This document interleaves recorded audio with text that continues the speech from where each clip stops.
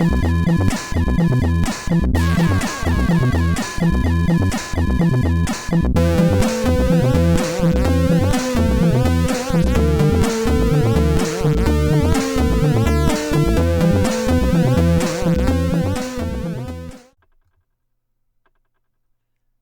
welcome to the That Guy's a Maniac podcast with just two regular guys, myself, Gunsy11, aka Farley, and Richie. Hi, I'm a regular guy. You're a regular guy. Yeah, us regular guys here at That Guy's a Maniac like video games. Richie, name 3 video games. Name 3 video games. I have the Wayne's World game. Yep. The Turrican. The Turrican, yeah. Yeah. And Super Mario Brothers. Well, there we go, readers. That's just a selection of the great games we talk about here at That Guy's a Maniac, the podcast. And we're not just a podcast, we're also a blog. Very rarely put videos up, sometimes images, and occasionally tweets. You can find all of that stuff at That Guy's a Maniac, all one word, all lowercase. And you can find the blog at www.thatguys.co.uk. Today we are talking about more video games for you. Before that, But before that, I was getting there, don't worry. Before that, Richie, do you want to weirdly introduce this segment? we do a thing where we say a video game quote to each other and the other person has to guess. It's our season 3 gimmick, which It's infinitely better than any of our other gimmicks, to be honest. It's middling. It's middling. Middling? Yeah. Why? It's not as bad as the Office skit, but it's not as good as the adverts. The adverts, they just involved a lot of work. Anyway, let's not turn this bit into a bit about reminiscing about bits. Yes, I have a quote for you, Farley, and you have to guess what game it's from. And I have to. Yeah, bonus points if you can name the character as well. Okay, are you ready? Ready? Yeah, sure. Okay. I'm the strongest woman in the world. Strongest woman in the world. I'm the strongest woman in the world. Now, I don't know it or even know anywhere near it, so it feels like a fighting game thing. Ooh.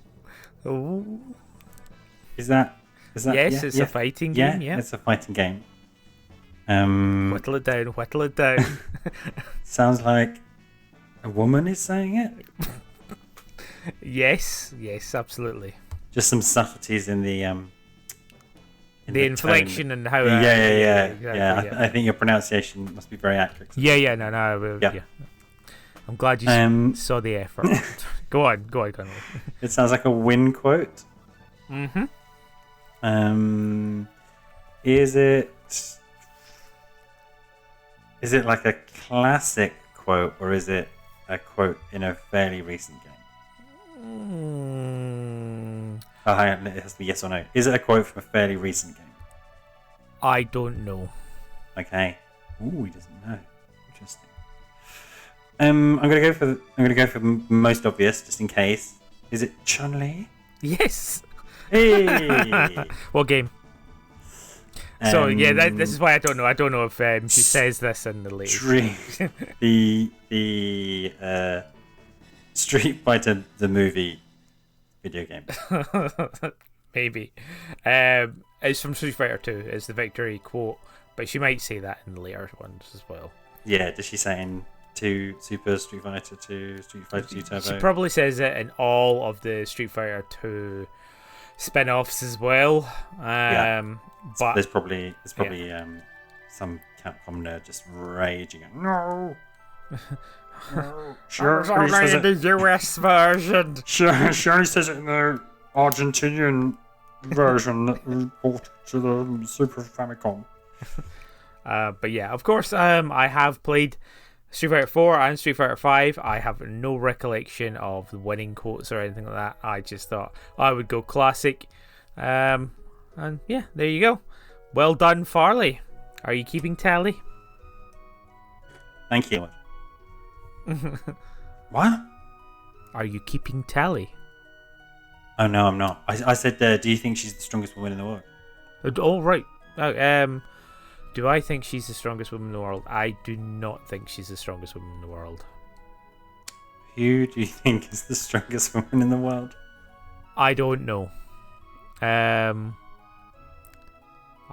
I don't know. I can't think of anything funny right now. Okay, who's strong? Name one woman stronger than Chun-Li then. Lorraine Kelly. Lorraine Kelly, beloved TV presenter Lorraine Kelly. Yes. Fair enough. Let's go on. Let's go on with the rest of the podcast, I guess. Yep. We've got some more getting to know all about you questions. Okay. Because we're really bad at answering questions succinctly. Yes, absolutely. We really, really suck at it. Yeah. And we're turning that into a podcast. We're turning it into 5-7 iterations of what should have been perhaps one podcast. 1 10-minute segment. Yeah. Welcome to the questions, getting to know you questions season 3. So far, and you can listen to previous podcasts unless we put them out in a funny order, in which case you can't, but you've got this to look forward to. We've asked such questions as, what's a game you like but a few others did? What was your first game you remember playing? What's the worst game you've ever played? What game would you recommend to somebody to convince them games were good or interesting? And we've got more questions on the way today. Yes, we do. And I shall use that as a segue to ask the next question. Farley, what game terrified you the most? Ooh, spooky. Oh, wow. Season 2 throwbacks to the Halloween episode. Yeah, maybe it was even season 1. Ooh, this is an interesting question. I love that. I think this is an interesting question, given that I wrote it. Because the reason why it's interesting. Thanks, Richie. This is a fucking brilliant question. Whoever submitted this was a genius. It's interesting because there are many different angles to this, and like all kinds of questions about emotions and video games, some emotions are dealt with kind of better or naturally in video games, others less so. So I think quite famously things like funny video games are quite rare, or if they are, you're not kind of rolling around on the floor laughing really at a funny video. It's more of like that was clever. No, I've laughed more at an unintentional glitch than I have actual funny supposed dialogue in a game. So yes, or laugh your ass off because you're playing couch co-op with a bunch of people and you've done something funny to each other, but not. Yeah, you managed to get the golden gun and golden eye and repeatedly killed Richie. All of that stuff. But I think Terra is one that video games can do quite well when it comes to soliciting emotional responses. And there aren't many in my list when I really kind of thought and tried to channel the emotion of terror. I've got some kind of honourable mentions, one of which was Dementium, the Ward, which I think I've mentioned on the podcast before. I think you have, yeah. Is that sort of a pointy clicky sort of thing, 2D, or is it actually... No, it's a first-person shooter on the DS. DS, yeah, okay. Yeah. And then there was a sequel to it. And that was quite terrifying because you kind of had to put headphones on.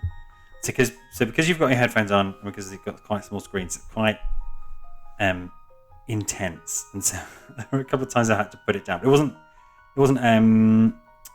like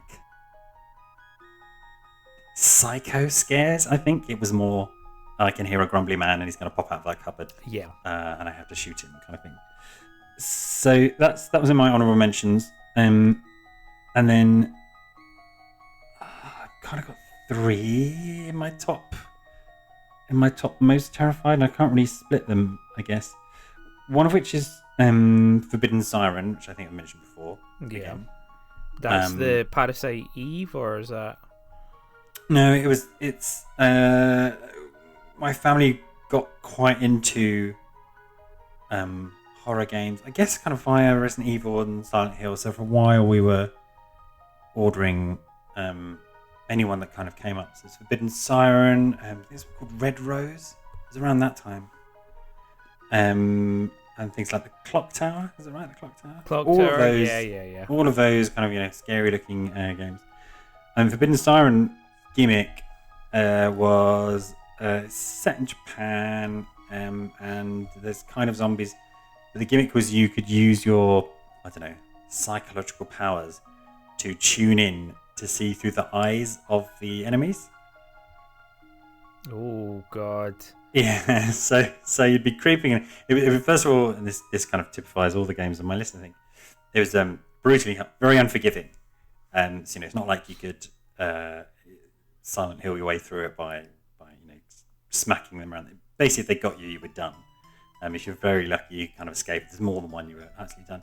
But the gimmick with the tuning of the eyes was you couldn't see through your own eyes, and then it was kind of like tuning a radio or a TV. If you remember having to tune the TV with a manual dial, and then when you did, you could see through their eyes, and so sometimes you would see the back of your own head through their eyes, which they were kind of direct behind you. Yeah. So that was one that we didn't, because it was so hard, didn't get very far, but that was one that, no chance of playing it on my own at night, because it's just so fucking scary. Another honourable mention, or not honourable mention, a winner of this category or whatever, it's not the Oscars, was Zombie U. Okay. On the Wii U. Very clever game where you would play through as a character from sights and sounds of London, semi-authentic-ish. And then when you died, you'd kind of respawn as a different character. The idea is you've got this overseer prepper guy who's trying to help survivors to, whatever, go through the story, and then you can kind of encounter yourself. And that was, again, quite hard. Zombies. If there's more than one of them, it's quite difficult. But in particular, there's one level where you have to go through a nursery. Okay. And the most terrifying bit. Nothing actually happens, and it's all in what your mind is expecting. But there's like bloody handprints all over the walls. When you first go in there, and you go into this soft play area, and like a rubber ball kind of rolls over your path. You can hear children laughing, and that was just genuine terror in having to go down into the basement of this building to get whatever MacGuffin. Just really, really psychologically got its claws in, and I was so relieved when I finally did that and just never had to go back. And I think I'd be reticent to play that, even though it's a great game which I love. I'd be really reticent to play it, knowing that level was in there. Oh. But like I say, creepy children don't come crawling out the walls. It's all just your mind filling in the blanks. But I think winner for me, winner chicken dinner, might be, actually no, you go, and then I'll, because it might be one of your ones on your list. I don't think any of those would have been, right? Dimension, Forbidden Siren, or Zombie U. No, definitely not. I think, right, so there are different types of terrifying games. Yeah. So there is the psychological horrors, your Silent Hills, and they can affect you in a very special way, and that sort of, I want to complete this game, but I don't want to play this game. That kind of terror. Kind of like, oh my god, the world has just turned into rust. Everything wants to kill me. I don't have enough ammo. I don't want to play this game. And you get that same kind of, you get that sort of feeling with Resident Evil 2 as well, the remake, when you sort of come back, or you've done something, like you've you've turned the square crank and you've opened up the library doors. You just know, oh god, now that I've done this, there's just gonna be more zombies. Why do we keep doing this? So that kind of fear, it's slightly different, but there's also jump scares, which I think, as cliched as they are, really fucking work. And they do make you terrified of a game, and you do jump, which I don't know. I think jump scares are more like the short form video version of where Silent Hill would be a movie. Do you know? So they could still tell a story, but it's more of a condensed thing. I think when it comes to jump scares, I definitely want to mention the... Oh my god, I've forgotten the name of the game. Oh my god. It's the one with the canvas. Oh my god. Amnesia? No. It's something like that, isn't it? Yes, but it's... Sorry, this is really, really annoying. It just literally blanked. It's the one where there's a painting, and you keep coming back to the painting, and the painting takes up more form. The plot unfolds that you may have or may not have killed this person that's in the painting, but in between you've got this madness happening. Layers of Fear. Layers of Fear. Thank you very much. But yeah, Layers of Fear is actually quite a short game, but it does everything you want it to be jump scary, or indeed just a scary game. Have you played Layers of Fear? No, I haven't. I started watching a Let's Play of it, and then I thought, oh, this looks quite good. Yeah, I would say you don't need to watch... I stopped watching a Let's Play of it in order to potentially play at some point, but I have not. Yeah, don't do a Let's Play of it. There's no need to do a Let's Play of it, because genuinely you won't get lost. You can't... Well, you'll feel like you get lost, but you can't like miss an item and have to go back and traipse or anything like that. It's very, very linear, but at the same time doesn't feel linear. And I would say it's definitely worth it just to go through and see those jump scares. One of my favourite memorable moments of that game is right above a door. It says, "Don't turn around." So I'll leave you to find that bit and see how you react. This is one of the things that I don't think video games do enough of. And there's plenty of, like the demo scene with various horror games, which are all over that. Playing with physics and space. To do those things, like if you quickly turn around, you think you see something in the corner, but then it's not there. They could do so much more than they currently do in that vein. And I remember one of the what was it? I'm playing through the makers of Sinking City, which I think I mentioned on a few podcasts ago. Yeah, they used to make a lot of Sherlock Holmes games, the ones that were kind of semi-decent, and the ones where you explore the Mind Palace to discover clues. But one of their games famously had the creepy Watson in it. So in the Sinking City, there is this Easter egg where there are old kind of like film posters around, and one of them says, the creepy Watson. Do you remember creepy Watson at all? No, not at all. Okay, so Watson would be following you around, as you might expect. There's something about the way they program the game, in that if you turned around, he'd always be kind of behind you. So you'd see him in your vision, and then you kind of turn around, and then he'd be also in your vision on the other side. right? Right, okay. And then you turn back, and then he wouldn't be where he was, and you turn around, and he'd be behind you again. So it wasn't supposed to be creepy at all. It was just some way they programmed, like, okay, we don't want Watson getting caught on walls or getting in your way. So, whenever you stop seeing him, he does this. But it's this well-known, creepy Watson that was doing the rounds as a meme, and that was a great kind of emergent example of how games can really tickle that creepy, like, ugh, with this teleporting Watson. And he's just kind of stood behind you, looking at you. Yeah. With a game like God, what was it called? Layers of Fear. Paints layers. Layers of Fear.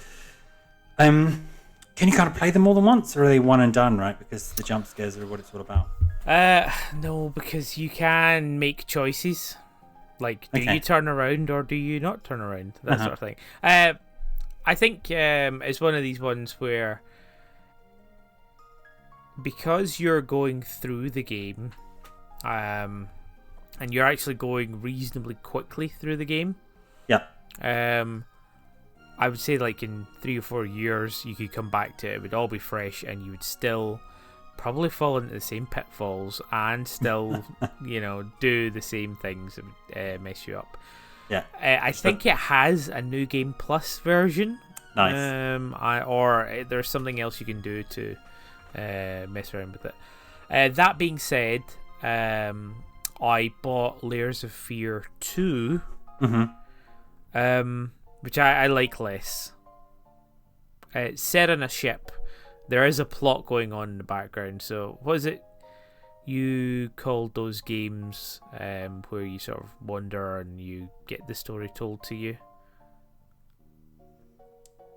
I don't know. Walking simulators? Visual novels? Simulators. Walking novels?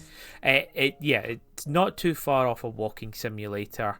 But at the same time, it's set on this 50s style cruise ship, which can go a little dark at places, and then everything's about the performances of actors and things like that. So there's a plot going on there, and where there were actors and scenes that are being played out, that are being said out loud and spoken to you whilst you're walking around the ship. You would see, like, mannequins take up those places and recreate those scenes. Nice. And of course, the mannequins, you turn your head, they move. But you don't know where they moved, and there's lots of stuff like that. However, didn't grab me. The jump scares felt a little predictable in it. Yeah. I think Layers of Fear 1 just sort of nailed it, and Layers of Fear 2 tried to cash in on it. It's a little bit of the soul there. Yeah, you know what I mean? Kind of a familiar thing with those kind of horror games, or sequels in general. Yeah, no, that's true. Okay. So just firmly Layers of Fear, no honourable mentions? Oh, yeah, no, I have other honourable mentions. The other one that I want to highlight again is Fatal Frame. Oh, yeah. Yeah, I think that is probably one of my favourite scary games that, and it falls firmly into the Silent Hill sort of, I'm too scared to want to play this game. I need to play this with someone else in the room. Yeah. So that I can, hold their hand. Because I'll need a cuddle after playing one level, And then nervous laugh. Or just straight up screaming. But yeah, I don't know if we've really gone over Fatal Frame. The whole concept of this is you can walk around a mansion, and you, when you look through your camera viewfinder, can see ghosts. So yeah, you actually actively have to sort of give yourself that claustrophobia of looking through this little lens. It's such a brilliant mechanic, because not only does it cut off all your vision, but you quite literally have to stare what you least want to look at in the face, right? And wait for it to get close as well, because that's how you do the most damage, is when you take photos of it when it's right up in your face. Brilliant. Or doing a certain action. Yeah. And I think because most of them are in a Japanese setting. Yeah. And they just have the best, ghosts, I think. Yeah. And that interplay between ghost and setting, and why you end up being a ghost and suicide, and then I think I mentioned it on the previous podcast. There's a really good Japanese ghost stories written by an Irish Japanese. Yeah, you did talk about this. Yeah. So he kind of, I think, he reimagines as well as picks up these folk Japanese stories, and they're just so fucking brutal. They always end up with, and then they found her the next day and her head was torn off.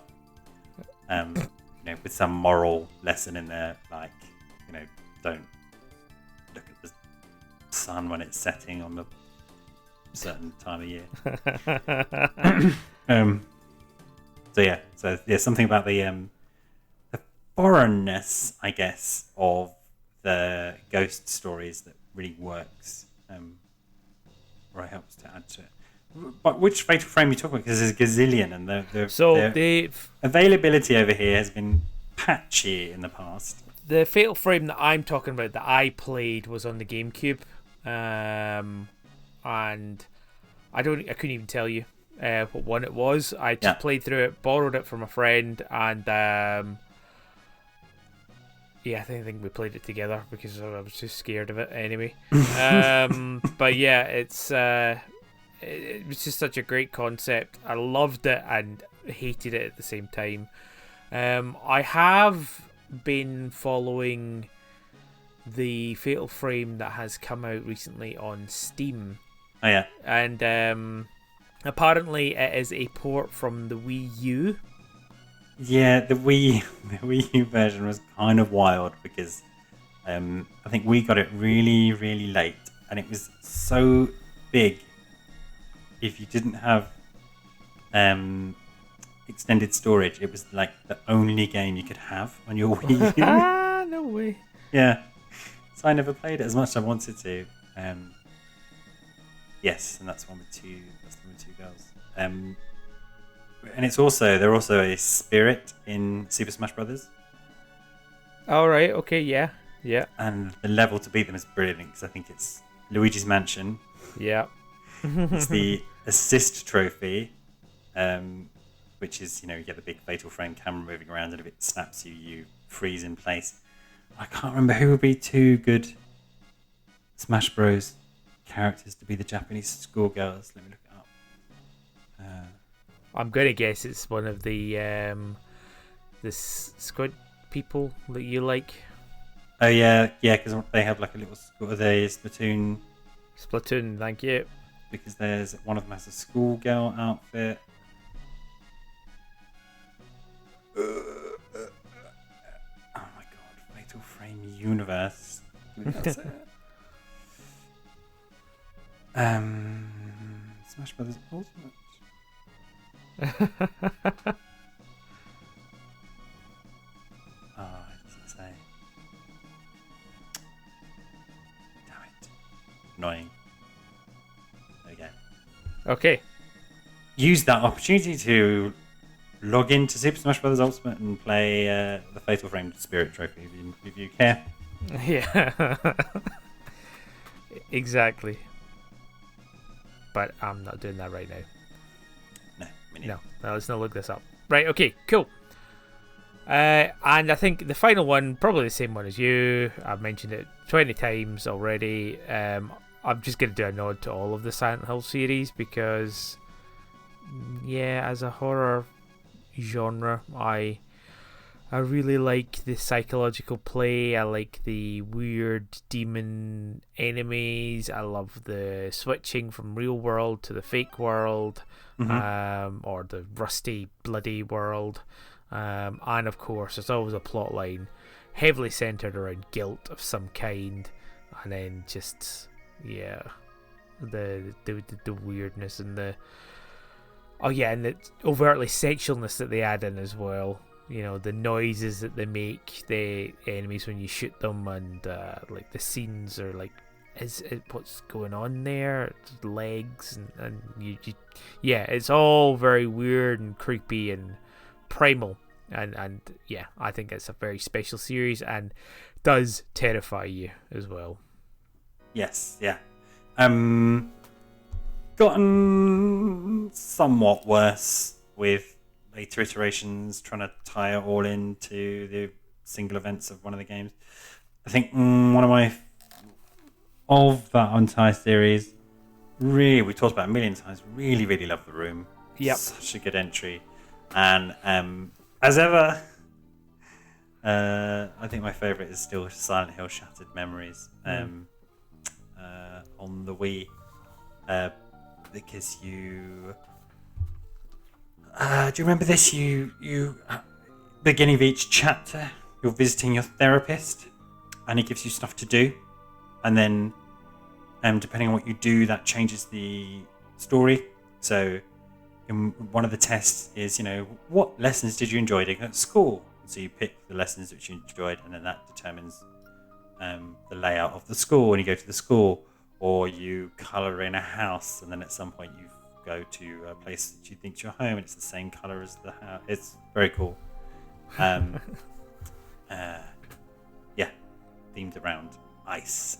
Yeah, and it's nice that you sort of like almost answering these psychological questions is really sort of impacting the game as well. Yeah. Yeah, they famously kind of said. This game, the tagline was something like, "This game plays you as much as you play it." Yeah. Because you can choose the color of a house. Yeah, you can ever so slightly change it, but it was a cool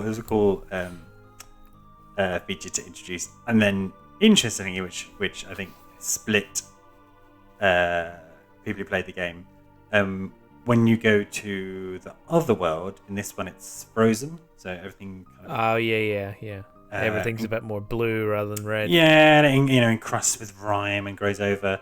And there's some really good, they look like scenes with mannequins, and you have to go and photograph things with your phone camera in order to change events. There's ghosts which are hidden around as well, which you can only see through your phone, a bit like Fatal Frame. Yeah. But there was no combat.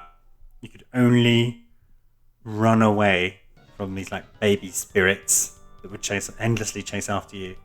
There was no kind of fighting, and that worked so much better than it should have done, I think. Because you're helpless. You just have to run. Run. Really, really cool entry.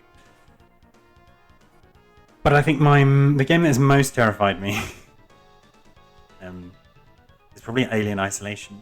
Oh god, yeah, that's a very good shout. Yes. I wish I'd recorded myself playing it, and then doing a time lapse, just to see how much in that game I spent crouched under a desk. Yeah.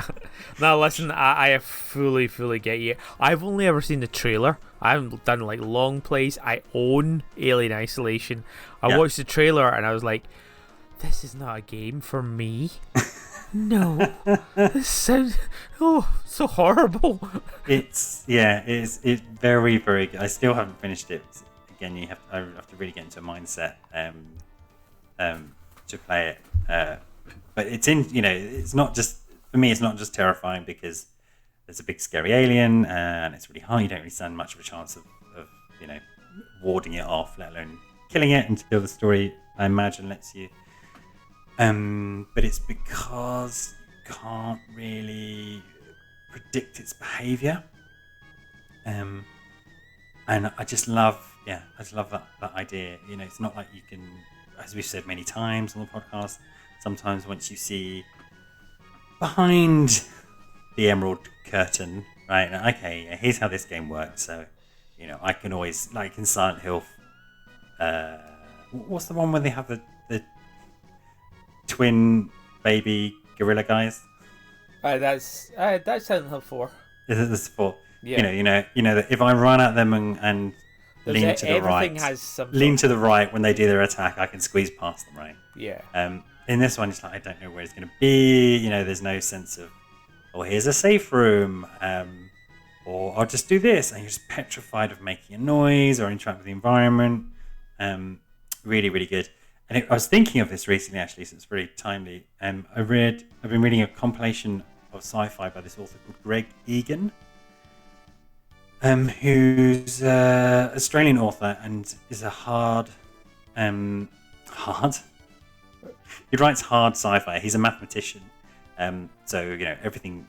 Lots of his stories are based on mathematical concepts or equations or algorithms gone wrong or arithmetic going wrong. Really, really, really good writer. But one of his short stories, there's two of them, is about essentially a video game that uses public data from people's brain scans to essentially use that information to populate the world with NPCs.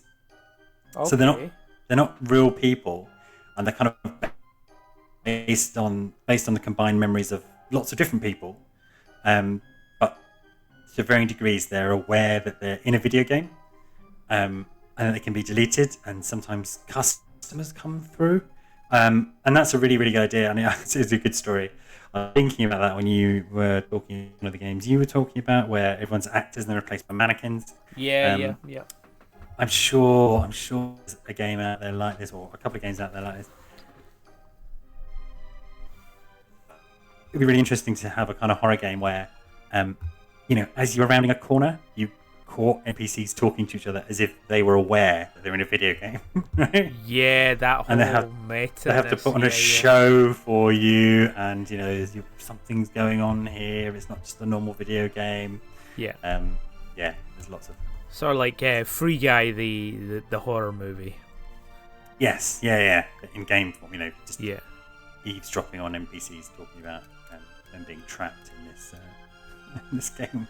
Yeah, and if they could convince you that the self-awareness of them, maybe actions that you've done before, they talk about, sort of thing.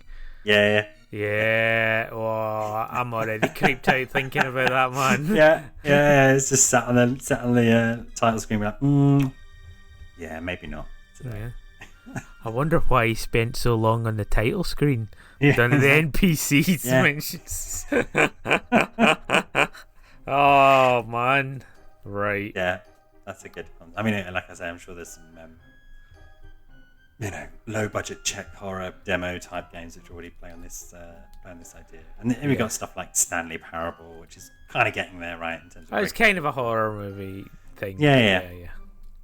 Oh, and right. Of course, Doki Doki. I thought we were going to get away. I never even thought about it, but yeah, that was scary on a different level. Really, really fun. Yeah. Oh, yeah. Wow. I've still not played it. Obviously. Yeah, I mean, like I think you need to find it on your own accord. My recommendation. I think what we need to do is one weekend hire some kind of cottage which has 2 TV screens, and you play Resident Evil Revelations on one screen, and I'll play Doki Doki Literature Club on the other screen. Oh man, yeah, sure, I'm in. Okay, great. Let's get that in the diary. Did they make a Resident Evil Revelations? 2 of them. Would you believe? Right. Okay. So I think that's it for our honorable mentions of terrifying games. Yeah, pretty much this week's podcast. But maybe we have time for one more question. Maybe we do. So I'll pass it over to you. Thank you. This is a question I've been thinking about a lot, and I'm not really happy with my answer. Yeah, I know. Me neither. It's a big one, but it's at the same time it's a simple one, and it's you initially think it's a no-brainer or it's really boring. It is really boring. Richie Cunningham, what is your favorite video game? Oh my god, like we've actually talked about this on previous podcasts. My answer doesn't change. I gain a lot of satisfaction and enjoyment from it, and it's Super Mario World. Have we have we done favourite video games before? Yeah, well, I think we did the Desert Island games. Yeah, we did. And I think I went at length and talked about this. And I think we've actually done an episode. Well, first of all, we've done an episode where we play Super Mario World, one of our first video ones. First podcast was a video. Yeah, and I think there has been multiple instances through the remainder of our podcast, through our nearly 100 episodes, where I have talked about Super Mario World and how it is such a game changer. Hey, for me. Okay, to dial down the cynicism of it and the self-depreciation, which of course we have to, we're culturally mandated to. Yeah, British. To, yeah. There's no way of getting past it. It's particularly because we talk about something we enjoy, and also we're overqualified as well. And what if somebody else thinks our choice is bad? They can't take the piss out of us because we've done it first. Why? After all the hundreds of hours of video games of all kinds of flavors and genres, and from your Guitar Heroes to VR, from MMOs to puzzle games, why is that still your favorite? What components make it your favorite? Is it just gameplay mechanics, but is it also history, setting, nostalgia, the time when you were playing it? What are those elements which keep it, because you've not changed your mind since we've been recording this podcast, what keeps it as your favourite game, and what would it take to not replace it, but I mean, there are other very, very, very close contenders, and I think you've hit the nail on the head that there is definitely a level of nostalgia in there. Yeah. But I think it's because not only is it a lot of nostalgia, but it is probably one of the games that one of the first games that I 100%ed. And by that I mean I did everything, I got everything. There are still things to find as well, which is fun in that. But it also is a little bit like, when you go back to it, it's sort of like it takes a little while. It's not like riding a bike. It takes a little while to get into the rhythm, remember, okay. But I have so much muscle memory and so much almost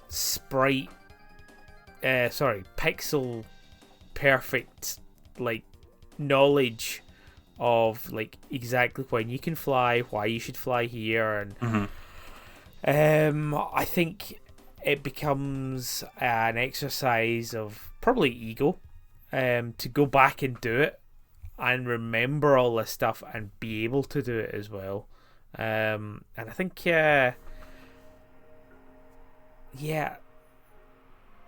so I think the investment that I put into this as a teenage Richie, I still have and feel to this day.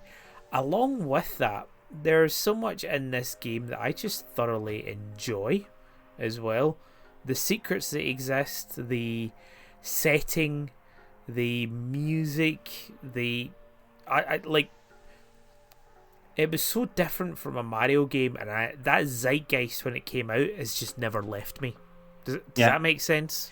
Yeah, well, it's leading me to my next kind of question is, because obviously there are sequels, depending on how you view the Mario games. There are, there's a diverging path of sequels depending on if you like 3D games or kind of new Super Mario Brothers, and then things get a bit meta with things like Mario Maker. But I get the sense that, obviously none of these, because it's your favorite, none of these have kind of toppled that, or perhaps done something, if we're just thinking about video games and their sequels as purely, hey, here's that thing that you liked, but it's, it's bigger, or the graphics are nicer, or, there's hundreds of enemies on the screen was before.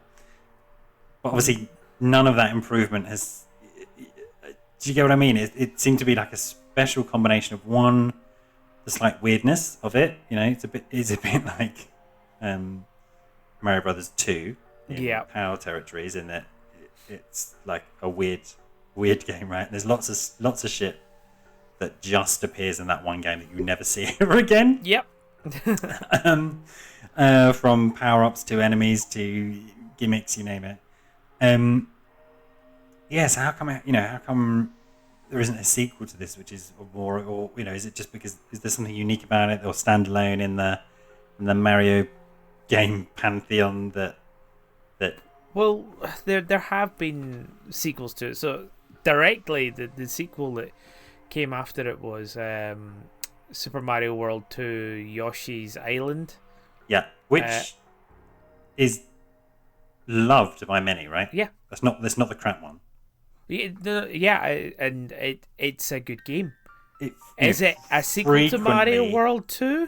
Frequently near the top of best game ever lists. Yeah. But it is not a sequel to Mario World. Mm-hmm. Not in any fashion. Not in any... it's its own standalone separate thing. Yeah. That's fine. And that's fine, but you...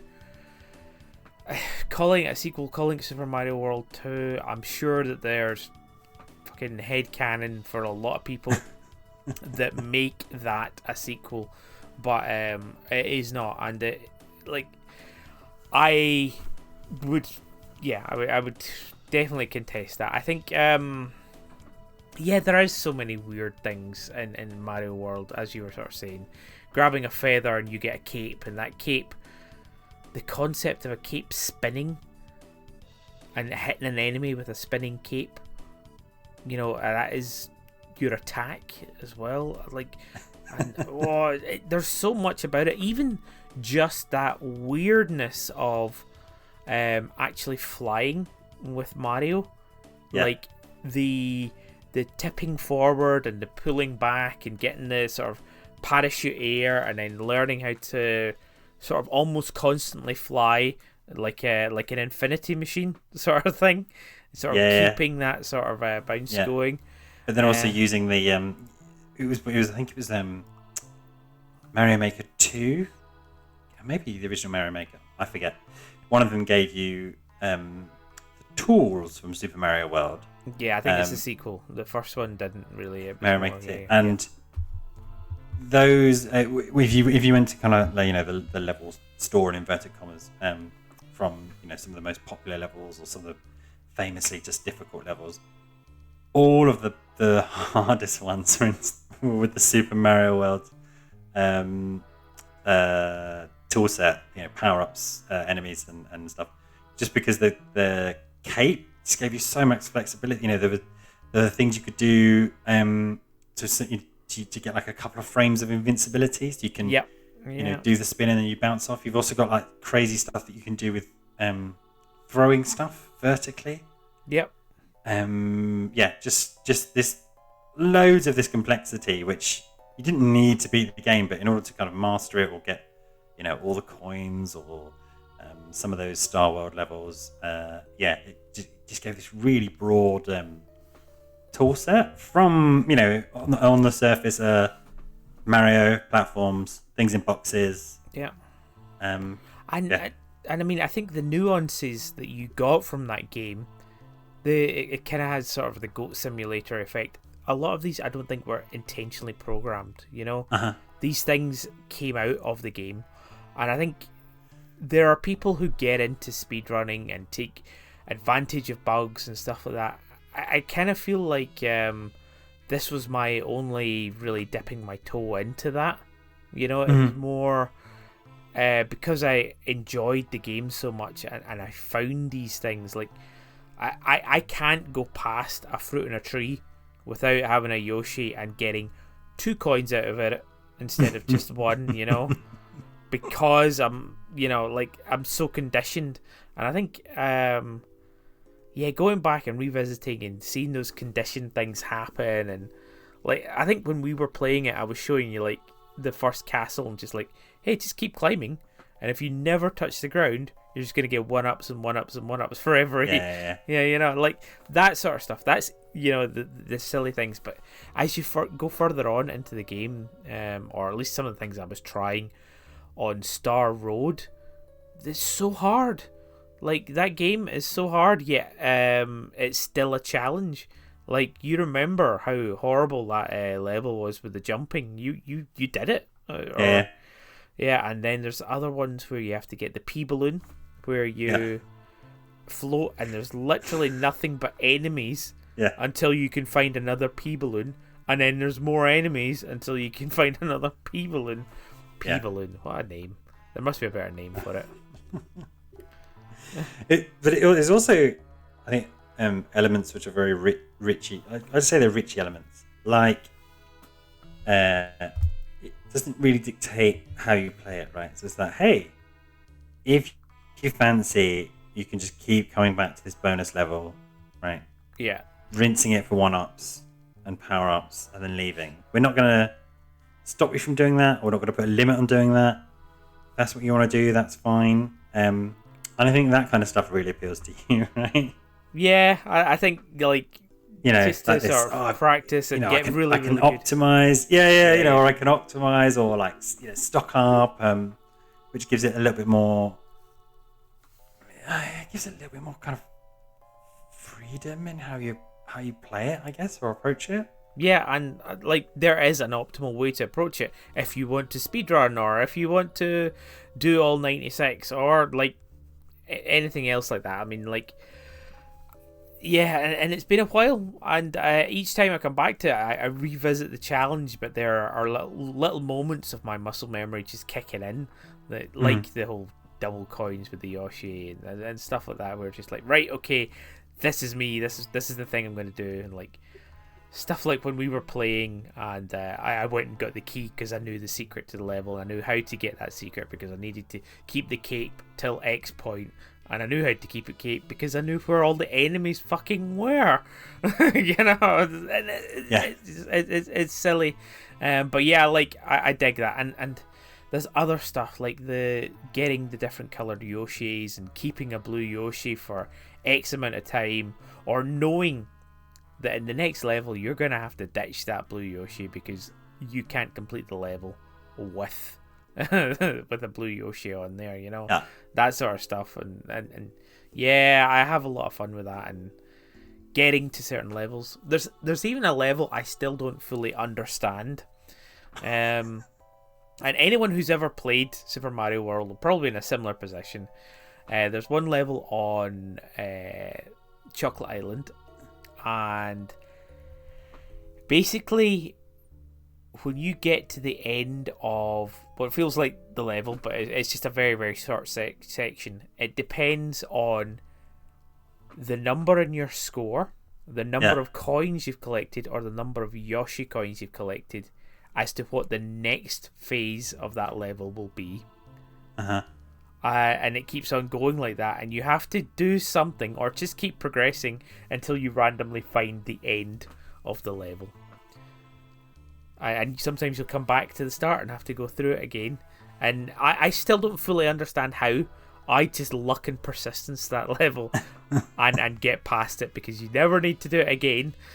But yeah, it's a weird one, and I've never bothered to like look up exactly what the optimal route is. And I think that's the other thing with Mario as well. This was sort of, it wasn't pre-internet, but it was pre going and looking stuff up on the internet. Yeah, do you know what, man? I was gonna, it was on my list of my developing list of things to ask, to talk to you about. I think that's an important element of it, because these days it's kind of embarrassing, particularly because we're old fucking men and we can't just sit around playing video games all the time. It's like, I could spend, 20% of my gaming time this week trying to work out this thing, or I could just fucking look it up in seconds because I've only got so many hours to play. But I think that in the same way that binging box sets and just guzzling content, whatever, diminishes it's so much easier just to get a YouTube video of exactly how to get past that thing. Diminishes the experience. But I do think, because I remember playing, I think it was there's loads of Game Boy and Game Boy Advance games which got me through some tough fucking spots in my life. But at some point in my life, all I had was, I think it was Super Mario Land 2. The 6 golden coins? 6 golden coins, maybe. Okay. or maybe another one. Anyway, that's all I had. No access to the internet. Literally nothing else to do but play that. And there's satisfaction and fondness for that game because you worked it out. You worked it out, yeah. Did it.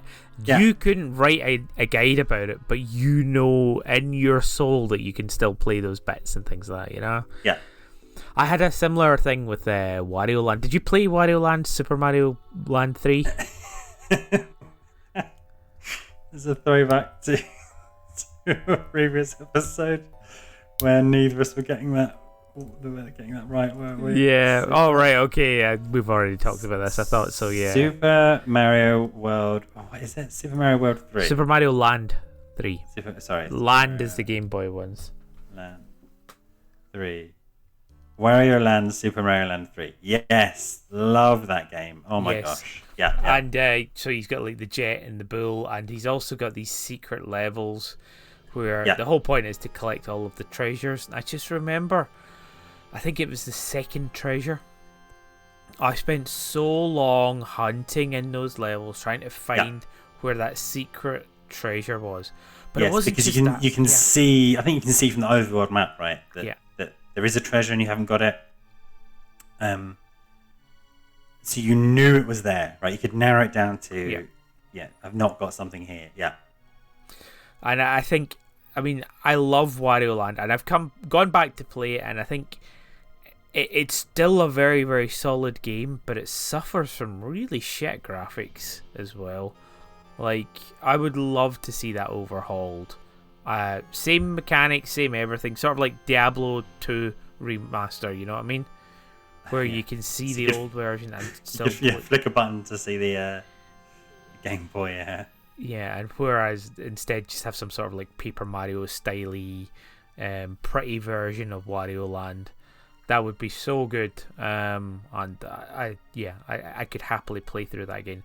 It's just when you go back and play, even if you play it on an emulator, which has special filters to make it prettier, it's still pretty dodgy, and like enemies go half missing and big because there were big sprites, you know. Yes, there were certain. I remember particularly if you're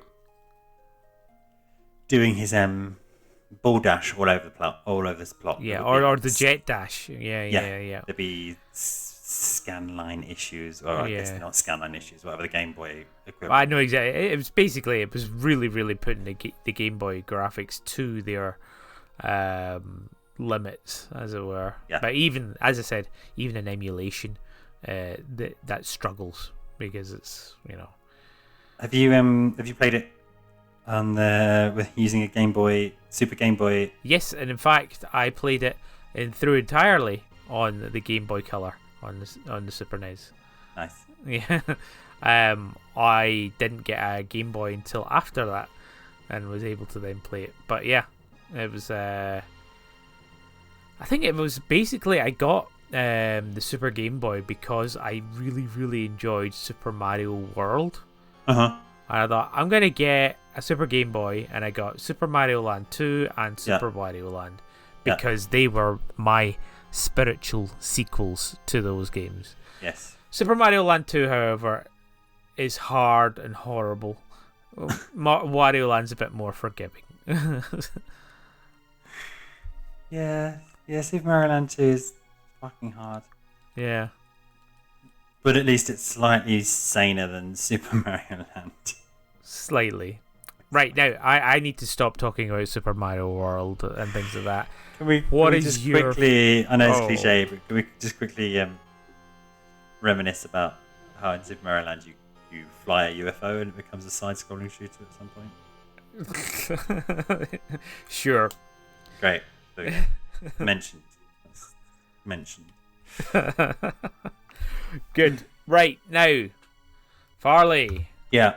What is your favourite game of all time?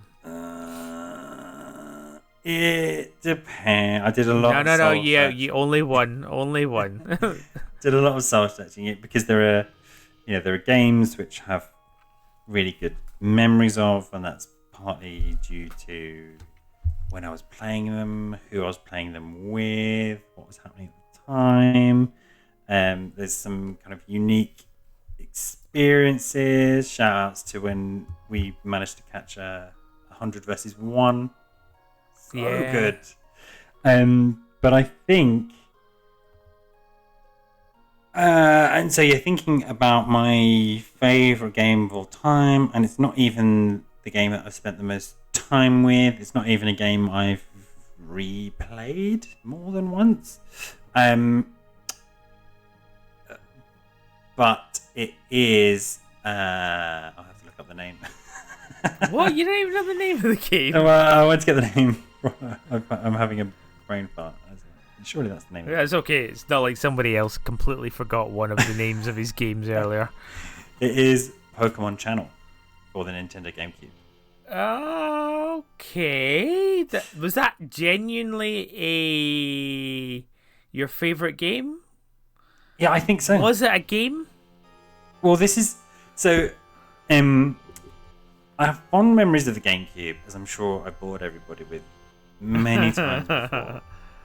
Because I was having a rough time in my life. It was beyond the end of the GameCube's life span, and I saw the Pokemon Colosseum bundle on sale in my local game, brand new, black GameCube, very cool. Came with a controller and Pokemon Channel and Pokemon Ruby and Sapphire box. So I just have these really fond memories of playing it on a CRT, and that's when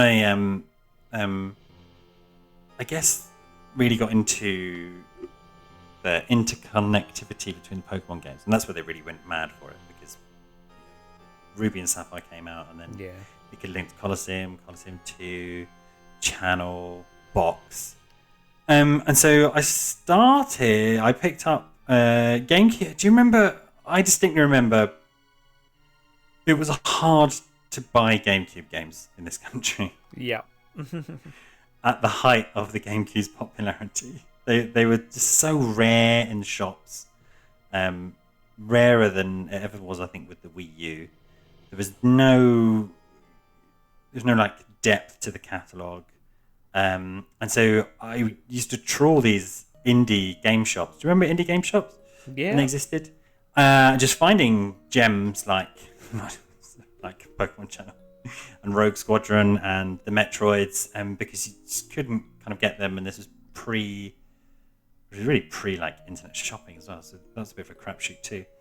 So anyway, ended up chancing upon Pokemon Channel, thinking, oh yeah, there's a mythical Pokemon that you get if you play through this game, Jirachi. Right? You have to connect the GBA connector and Pokemon Sapphire, and you downloaded Jirachi. Hurrah! So I thought, I'll struggle through this game. I struggled through Colosseum and Colosseum 2. And if you did, a struggle. Really, really was a struggle.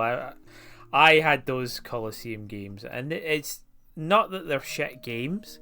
Yeah. It's that you have to fight the same Pokemon over and over again. Man, it's so slow. And you're telling me I've recently, as you know, had to play through the 100 Battle Tower challenge 3 times for this ribbon thing. It is slow. It's a handful of Pokemon. Anyway, so for those of you who don't know, in Pokemon Channel, you share a house with this Pikachu, and all you do is watch TV. So you're kind of stuck in this room. You can leave the room, and as you watch TV, there are different locations for you to go to. You kind of unlock different channels. You also unlock just shit for your room. There's plushies and boxes, and then there's also collectible cards. And then there's also the Pokemon Mini. You can unlock all of those Pokemon Mini games, which I still haven't done after how many hundreds of hours of playing. And then there's also a film. There's a Pokemon film in there. And I'm not too sure how robust this is, but when I played it really felt like this.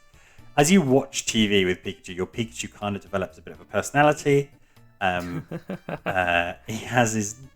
He? Is it he? Yeah, it's he. He's got the he tail. Although I think it's before they had he and she tails. So who knows? Could be it. They. Your Pikachu develops habits. So, you're desperately trying to watch through this short film on there, which is split into different pieces. You have to unlock all these different pieces, and then when you watch the whole thing through, that's when Jirachi appears. You can download it to your game. But then for whatever reason, he'll keep changing back to the Slowpoke Weather Channel, right? And the Slowpoke Weather Channel is just a Slowpoke. That's all. You don't need to say it anymore. Yeah, brilliant. Then there's the news channel with Meowth, and I think one of the brilliant things about Pokemon, which is probably a big part. I still find it funny. I've been watching the anime recently, the new series, the anime, that Pokemon can only kind of say their names, with some exceptions. And so you watch there's a Wobbuffet game show. Wobbuffet's the host, and obviously all Wobbuffet can say is Wobbuffet, right? And Wobbuffet and Buffet. Yeah, and it's just brilliant. You really kind of bond with this Pikachu. There's a shopping channel as well, so occasionally rare things come up on the shopping channel. Like if you wanted a TV in the shape of a Smoochum head, you can get that. If you want different kind of plushies, at any point in the game, you can kind of take a screenshot and then you can color it in, and then Smeargle will review it on like a Tony Hart like art channel. So you can, pause it during a bit in the film and draw huge penises on all the Pokemon, and then Smeargle will review your painting called Pichu's cock or whatever, and then you can put that painting on your wall. You can also leave the house, and occasionally it behooves you to leave the house because you'll see on the news channel, which is hosted by Meowth, that there's a particular Pokemon hanging around, and you go and chat to them. And you'll unlock their Pokedex entry, and they'll give you some of these trading cards. And yeah, so although I only bought it to kind of cynically burn through it to get Jirachi, which I still have kicking around and think very fondly of, it was just a game that spoke directly to all the kind of things that I like. I really like, as you know, as listeners, as readers of the podcast will know, games which are kind of a bit quirkier and perhaps aren't a simple, not simple, but like a standard, you start here and you finish here. It's nice and relaxing, but there's lots of different stuff to do. And you do kind of develop a relationship with this Pikachu, who is, has not a huge amount, but every now and then he'll do something to surprise you, like, hide, or you find him asleep in a cupboard, or he's chatting to whatever another Pokemon that turns up. And like I say, I end up getting the Jirachi and then putting way more time into it. Sometimes just to watch. There's a channel called, I think it's called the Mareep channel, and you just count Mareep jumping over a fence. Oh my god, that's genius! The Pokemon sleep. Is that ever going to happen, Yeah, I know. They're still not saying anything about it. And then you can unlock, I think you can unlock like Spanish versions of this film, should you want to. Some of the TVs come with different filters. Pikachu can go out, and you get buses to various places and chats to various Pokemon. It's just brilliant. And it's one of those I quite like. Whoa. I quite like those games which add to the world of Pokemon rather than just being like RPGs with their battle things. And lots of spin-offs kind of do. But yeah, Pokemon Channel is the one that I'm kind of most fond about. So when I thought about it and was thinking about games which I really like, games which I've spent the most time on, games which I have special memories, for other reasons, it really was sitting on my own, like way over the target audience age, I think. By the time I was playing it. Yeah. After the GameCube's life cycle. I'm just really enjoying sitting, watching stupid TV with Pikachu. Partly because of these random elements that go on. It's just, there's a kind of some absurdity to it as well. So when you watch the quiz show channel, you get a chance to answer the quiz questions as you go along and to win prizes. Are they all Pokemon related questions? They're all Pokemon related questions, yeah. Cool. Sometimes Pikachu will make a suggestion, right? And sometimes it's really wrong. But he has Pikachu, they has reactions to what's going on TV, which is just absolutely adorable. So, if it thinks one of the questions to one of these Wobbuffet quizzes is this, and you choose it and it's wrong, it will be surprised or it'll be super happy if it gets it. But also at the same time, there are 3 Pokemon taking part in this quiz. So I'm guessing they're like behind the stand, so you've got like a Hitmonchan ready to sort of press a buzzer.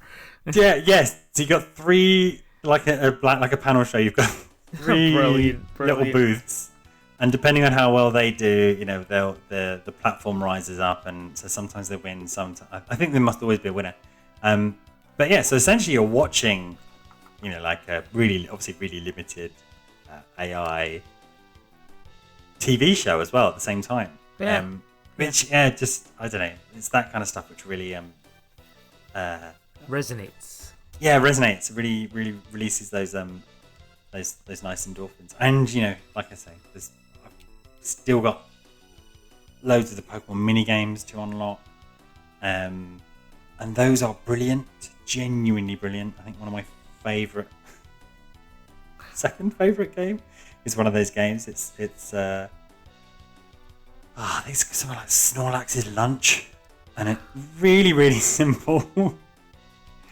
A Pichu will put a piece of fruit in front of Snorlax. You press A to eat it, or something puts some food there, and occasionally they'll put a Pichu there. And if you press A when there's a Pichu there, you lose the game. Wow. And the game is to get as high as possible, but you have to do it quickly. So there's like a timer bar which goes down quickly every time you do it. Brilliant. I've spent evenings playing that competitively with friends, and that's just a sub game within this game that you end up buying from the shopping channel. Yeah, brilliant. You can garden with him. You can look at snowballs. It's and there's a whole film in there. What is the film of? Is it like an anime, or is it actually just a? We know, and they stopped doing this, and I'm really angry. I think they did it. Maybe they still do it in Japan, but Pokemon films, when they hit the cinema, used to come with a little film beforehand. Yeah. So one of those ones. Yeah. Most people, if they remember, it'll be I think it's Pikachu's Vacation, which was before the first movie, and the second movie was something about the Pichu brothers. Yeah. They live in this scrapyard and they end up going to some picnic. So it's a sort of a sequel to those. It's called Pichu Bros in Party Panic. But the end of that, if you're a particular fan of the Pichu brothers, Pokemon trivia, Pokemon Cinematic Universe trivia. The end of that is this really strange. There's some shenanigans about them having to get an invite or get some fruit to get an invite to go to a party. Team Rocket's Pokemon are there, for example. They go through all kinds of shenanigans, a fight with a Murkrow, and you unlock this film in chunks by doing various bits. I think like ordering through the shopping channel, maybe characters give you bits, and then once you get all of them, you can watch it as one continuous thing. That's what triggers Jirachi. At the end of that film, when they get spoilers for Pichu Brothers in Party Panic, in case you still had intention of buying Pokemon Channel and playing it all the way through, is this really strange CG animation of Meowth and other Pokemon in a band, and it's quite well-known animation because I think it was something like it was used in a demo reel when the game. What was the code name for the GameCube? Dolphin. When the Dolphin demo reel, so people were speculating that there was, it's a 3D animated Pokemon game, but it's not. It's just this strange CG ending to otherwise traditional animated film, and that's in there as well. What more could you want? Good. So there you go. To be honest, I'm quite surprised that is your favorite game. I thought, since we recorded last week before? Last week, yeah. I've been thinking extensively about it, staring at my backloggery, Did I like that? Yeah, I like that, but has it made me think about it? Do I, would I still like to? No, not really. No, yeah. And this is really the game that I mean, I had a long think about it as well, and there's certain games that I've had experiences with, like on the Amiga, or have felt like a nostalgia with, or had good times with friends with. Yeah. I'm just thinking off the top of my head, like Soul Blade, things like that. But yeah, just like my favorite game that I can play with friends or with anyone else, it definitely ended up just at that one. I thought about things like Ocarina of Time, or spoilers potentially, another game which is like what game have you most revisited and things like that. It's like I don't know. I think it was my initial gut instinct, which was Super Mario World, but then I was just like, nothing else is hitting all of those marks. And nostalgia is unfortunately a very big scale tipper in that discussion as well. Yeah, perhaps it's a pattern with both of these games. We had time on our hands, pre-internet, no guides to look up. Because in many ways, perhaps Pokemon Channel more than Super Mario World, these games don't resemble anything in terms of what passes for a video game these days, right? Like games as a service, endless content, daily logins. I guess Pokemon Channel has some of that to start with. So yeah, interesting that for us, extra kind of processing power and graphical capacities hasn't increased our. I think other responsibilities don't give us the don't award us the time or ability to sink our teeth into a game as much as we perhaps could do in the past. But even then, I don't. There's not much that grabs me really, or makes me think like that. Yeah. Well, yeah. I'm not going to go into the philosophy of it. I think we should round this episode off, and we'll be back next time with more questions, or maybe not. It might be something different, depending on our chronology. Okay. That guy's a maniac. We've been your terrifying favourites. We've been your regular guys.